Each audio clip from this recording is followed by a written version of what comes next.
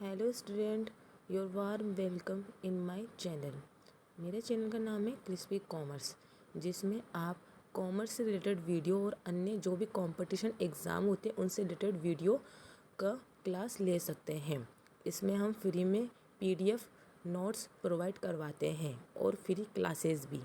तो अब हमने रीड की क्लासेस शुरू की थी, जिसमें हम उसकी पहली यूनिट साइकोलॉजी पढ़ा रहे थे। आज उसकी सेकंड क्लास है। हमने पहली क्लास में मनोविज्ञान के जो भी सामान्य परिचय होते हैं उसके बारे में जानकारी ली थी। आज हम मनोविज्ञान की क्रोनोलॉजी यानी जो भी समय चक्र होता है उसे क्या क्या कहा गया और उस समय कौन कौन से लेखक आए जिसने मनोविज्ञान का प्रचार प्रसार किया, सबके बारे में जानकारी लेंगे। तो हम शुरू करते हैं। पहला है आत्मा का विज्ञान।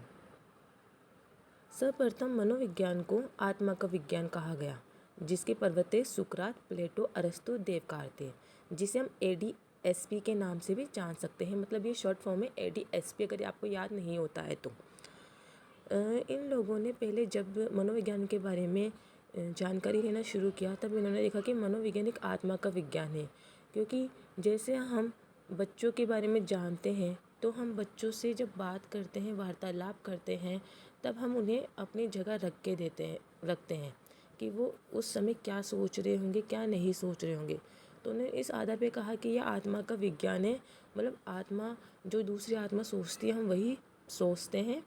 तो मतलब जो दूसरे आत्मा क्या सोचती है हम उसकी जगह रह के सोचते हैं, इसलिए इसे आत्मा का विज्ञान कहा गया। अब पर उन्होंने ये नहीं सोचा कि अगर विज्ञान कहा गया है तो विज्ञान का जो मूलतः प्रारूप होता है वही तथ्य होता है। लेकिन इस बात को लेके आया है रास, एक सेकेंड, रोस रोस आए। उन्होंने यही बात सुकरात, प्लेटो, अरस्तु इनसे पूछी कि जब आप विज्ञान के लिए कह रहे हैं कि आत्मा एक विज्ञान है, आत्मा का विज्ञान है, जो साइकोलॉजी है वो आत्मा का विज्ञान है, तो विज्ञान तो तथ्यों पे आधारित होता है। तो आप मुझे बताएं कि आत्मा से रिलेटेड क्या तथ्य है। आई मीन आत्मा कहाँ है, ये कहीं तो एग्जिस्ट करती होगी कि आत्मा कहाँ है, मनोवैज्ञानिक में आत्मा है कहाँ। इस रिलेटेड कोई आंकड़े कि इतनी आत्मा है, आत्मा इतनी परसेंट होती है, अगर कोई मनोवैज्ञानिक नहीं समझ पा रहा है यानी उसमें आत्मा नहीं है। तो इसी बात के जब आई, तब ये जो आत्मा का विज्ञान वाला तथ्य था ये फेल हो गया। ये 16वीं शताब्दी में रोश आए थे, उन्होंने ये चीज़ बोली थी। फिर उसके बाद आया मन मस्तिष्क का विज्ञान। इसके प्रवर्तक थे पोमोलॉजी, पोम्पोनोफी, जिन्होंने जिन्होंने ये बताया कि ये मन मस्तिष्क का विज्ञान है। इसके समर्थक थे पेस्टालोजी, एक सेकेंड, पेस्टालोजी और John Locke and Thomas read. इन्होंने बताया कि ये मन मस्तिष्क का विज्ञान है। मन मस्तिष्क यानी विवेक, एक तरह से विवेक का विज्ञान है। इन्होंने कहा कि ये मन मस्तिष्क का विज्ञान है। मन मस्तिष्क यानी विवेक का, जिसे सोचने समझने की शक्ति होती है, ये उस चीज़ का विज्ञान है कि जो सोच समझ सकता है।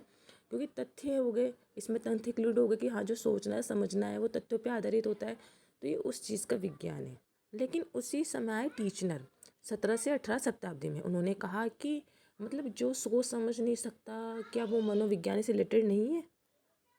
मतलब जो मंदबुद्धि व्यक्ति होते हैं, क्या हम उनकी साइकोलॉजी नहीं जान सकते। मतलब अगर मंदबुद्धि लोग होंगे तो उनसे रिलेटेड तथ्य हम कहाँ जानेंगे। उनकी तो साइकोलॉजी मुख्यतः जानने की होती है। बच्चे एक तरह से मंदबुद्धि व्यक्ति जैसे ही होते हैं, क्योंकि बच्चों की सोचने समझने की शक्ति इतनी नहीं होती है। तो हम एक तरह से बच्चों की भी साइकोलॉजी नहीं जान सकते हैं। तो इस प्रकार टीचनर ने इसे मन का विज्ञान कहा कि सिर्फ एक भाव का विज्ञान है। भाव मतलब चेतना का विज्ञान है। फिर इसी चीज़ को लेके चेतना का विज्ञान आया। चेतना के विज्ञान के प्रवर्तक थे विलियम घोट, विलियम पुट के समर्थक कौन कौन थे? विलियम फेमस, टीचनर और वाइन्स। इन्होंने ये कहा, ये 19वीं शताब्दी में आए। 19वीं शताब्दी मील का पत्थर साबित हुई, क्योंकि इसमें साइकोलॉजी से जुड़े जुड़े बहुत मुख्यतः फैक्ट आए थे। इन्होंने ऐसे कहा कि ये चेतना का विकास है। इन्होंने ऐसे कहा कि व्यक्ति जब जब जो जो चीज़ सोचता है, जो करता है, जो उसके सक्रिय दिमाग में होती है, उससे रिलेटेड हम जो भी जानकारी लेते हैं या वो जो हमसे जानकारी लेता है, जो भी उसकी मनोवृत्ति बनती है, उसे साइकोलॉजी कहते हैं और वही साइकोलॉजी चेतना का विज्ञान कहलाती है। तो 1870 और 1879 में प्रयोगशाला बनी। ये मैंने आपको पहले बता ही दिया था कि इनमें ये चीज़ हुई थी। और 1890 इसमें प्रथम पारमाणिक बुक पुस्तक आई। और 1890 है वहाँ से लेकर 1895 तक ये एक तरह से स्वर्ण युग रहा, क्योंकि इसमें बहुत से इफ़ेक्ट आए। जैसे एक तरह से प्रयोगशाला बनी, एक बुक आई, और जो भी ये बीच में ये जो काल था स्वर्ण युग, एक इसे हम वुंट काल के रूप में भी जानते हैं, क्योंकि जो वुंट थे उन्होंने जो ये प्रथम पारमाणिक जो भी ये पुस्तक थी, जो प्रयोगशाला थी, वो हमारे विलियम वुंट ने बनाई थी। लेकिन जो प्रथम प्रथम पारमाणिक जो पुस्तक थी वो विलियम जेम्स ने लिखी थी। इस प्रकार एक स्वर्ण युग कहलाया। 1900 में फ्राइड ने एक बुक लिखी थी इंटरप्रिटेशन ऑफ ड्रीम के नाम से, जिसमें उन्होंने मनोविश्लेषणवाद के बारे में लिखा था। मनोविश्लेषणवाद में 3 चीज़ें बताई जाती है: चेतन, अर्धचेतन और अचेतन। जैसे हम कोई काम करते हैं जो हमें हमेशा याद रहता है, जो हमारे दिमाग को सक्रिय रखता है कि हाँ अब हमें ये काम करना है, अभी हमें वो काम करना है, मतलब जो चीज़ें हमारे दिमाग में एक्टिव रहती हैं, जिस चीज़ के बारे में हमें ज़्यादा सोचना नहीं पड़ता है, मतलब वो हम लोग काम करते रहते, वो हमारा चेतन भाग होता है हमारे दिमाग का, कि हाँ हम ये काम करेंगे, अगर कोई चीज़ हमें बताए नहीं बताए तो भी हम ये काम करते रहेंगे। और कुछ चीज़ होती है जो चेतन मन में, हम कोई काम सीखते हैं एक्टिव होके, तो उसे चेतन मन कहा जाता है, नहीं कॉन्शियस माइंड। हम जब सो जाते हैं तो वह कॉन्शियस माइंड भी सो जाता है। आप एक पानी की तरह देख लीजिए कि जैसे एक पानी में सतह होती है, एक बर्फ़ की जो सीली होती है, तो पानी के अंदर की जो बर्फ़ होती है वो हमारा अचेतन भाग होता है, और जो पानी के ऊपर की सतह होती है वो हमारा चेतन माइंड होता है। मैं आपको और एग्जांपल देकर समझाती हूँ। चेतन माइंड ये होता है कि जब हम किसी चीज़ को सक्रिय होकर सीखते हैं, पर हम अपनी हर चीज़ चेतन जो भाग होता है उसके अंदर तो रख नहीं सकते। आपने देखा होगा कि हम कभी सो जाते हैं, हम सो जाते हैं तब हमको सपने आते हैं, तब हम सुबह उठते हैं तो हमको अपने सपने कुछ कुछ पार्ट याद होते हैं और कुछ कुछ याद नहीं होते। वो हमारे अर्ध चेतन जो दिमाग होता है उसमें चले जाते हैं। फिर हम कभी कोई काम करते रहते तो हमें याद आता है कि हाँ ये एक चीज़ हमारे साथ पहले हुई हुई है, तो वो हमारे अर्ध चेतन जो दिमाग है उसके वजह से होता है। तो जितने भी लोग सक्सेस होते हैं वो अपने अर्ध चेतन के जो दिमाग होता है उस काबू करने से वो लोग इतना सक्सेस होते हैं, क्योंकि उनकी अर्ध चेतन जो भाग होता है उसमें वो सारी क्रियाएं चल जाती है। मतलब कि हमें अपनी जो प्रक्रिया है उसको कैसे पूरा करना है, कौन कौन सी विफलता आएगी जिस पर हमें काबू करना है, तो वो जब भी अपनी ये प्रोसेस या बिजनेस शुरू करते हैं तो वो जो काबू पाने वाली जो नीति है वो उनके अर्ध चेतन दिमाग से निकल के चेतन दिमाग में आ जाती है। इस प्रकार वो भूलते भी नहीं, क्योंकि हर चीज़ को हम अपने चेतन वाले भाग में नहीं रख सकते। हम में इतनी शक्ति होनी चाहिए कि हम अपने अर्ध चेतन जो भाग है उससे कोई ज़रूरी चीज़ें लेकर अपने चेतन भाग में स्टोर कर सकें। और अचेतन वाला भाग क्या होता है, जिसमें बिल्कुल ही कुछ भी याद नहीं रहता है। जिससे कोई हमको कोई चीज़ दिखा दे, कोई हमें बोले कि गोवा के बारे में, अब गोवा तुम कभी गोवा गए हो, तो हम कभी गोवा गए ही नहीं, तो हमारे दिमाग में वो चीज़ तो होगी ही नहीं कहीं, वो तो हमारे अचेतन पार्ट में हम तो कभी गए ही नहीं, तो हम कैसे बता सकते हैं। कभी गए तो और अपन भूल गए तो अपने अर्ध चेतन में चली जाएगी, पर अचेतन में तो वो जाती है जो चीज़ हमने कभी की ही नहीं है, फिर की भी तो हम पूरी तरह से भूल चुके हैं, हमें कोई मतलब हिंट ही नहीं आ रहा है, उसे अचेतन कहते हैं। पर जो मनोविश्लेषणवाद है इसका खंडन करने के लिए आया व्यवहार का विज्ञान। व्यवहार का विज्ञान का प्रवर्तक कौन था? वॉटसन। और उसके समर्थक थे थॉर्नडाइक, पॉवलर, स्किनर, हल, गुथरी, मैकडर्न, वुडवर्थ और फिल्सवरी। इसे व्यवहारवादी मनोवैज्ञानिक भी कहा जाता है। ये ऐसे बोलते हैं कि जो वातावरण के प्रति जो भी उद्देश्यपूर्ण क्रियाएं होती है, मैंने जिसका कल एग्जाम्पल भी दिया था कि वातावरण में जो भी क्रियाएं होती है उसको व्यवहार कहते हैं। व्यवहार के वातावरण हमारे व्यवहार को प्रभावित कर सकता है, तो इसे व्यवहार का विज्ञान इसलिए कहते हैं। व्यवहार का संबंध हमारी आयु और परिपक्वता से भी होता है, क्योंकि जो हमारा व्यवहार होता है वो हमारी आयु और परिपक्वता के हिसाब से होता है।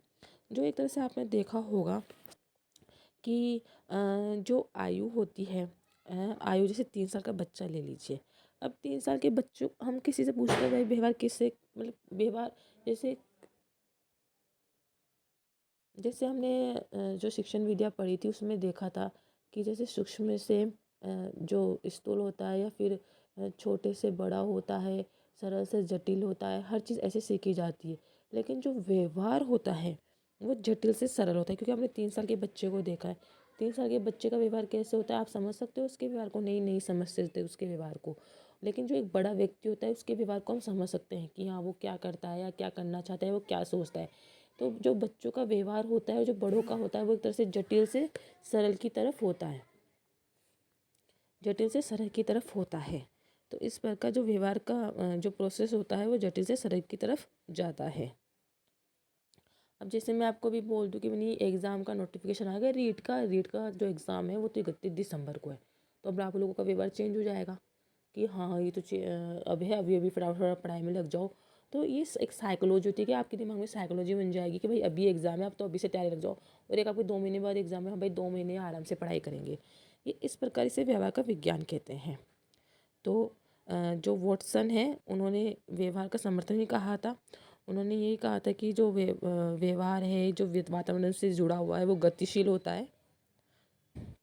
अब वॉटसन ने ये व्यवहारवाद 1925 में लेके आए थे। उन्होंने ये कहा था कि भाई व्यवहारवाद इस तरह से है कि अगर व्यवहारवाद वातावरण से जुड़ा हुआ है, व्यवहार को हम मतलब चेंज कर सकते हैं। जैसे ये जटिल से सरल की तरफ जा सकता है, लेकिन जो बच्चे होते हैं वो उनका व्यवहार जटिल होता है। मतलब हम उनको जो समझा के उनकी साइकोलॉजी समझ के उन्हें प्रभावित करके उनको शिक्षा देते हैं, वो बड़े बनते हैं। वो हमारे व्यवहार मतलब अपनी शिक्षा से ही बनते हैं, उनका व्यवहार अपने वजह से चेंज होता है।